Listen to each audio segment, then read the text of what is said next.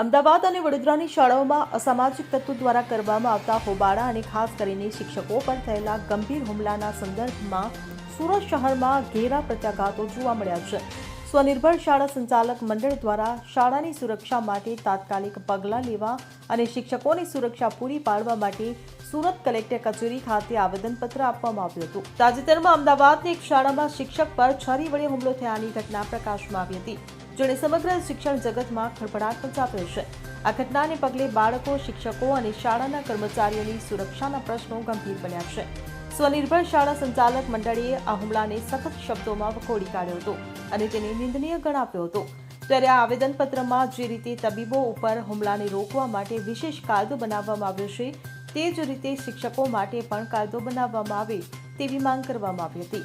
આ કાયદો શિક્ષકોને શાળાના પરિસરમાં અને ફરજ દરમિયાન સુરક્ષા પૂરી પાડશે અને સામાજિક તત્વોને હુમલા કરતા અટકાવશે।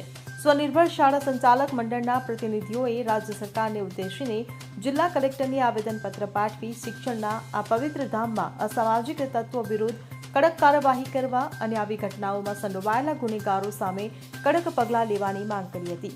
Bureau report CN24 news.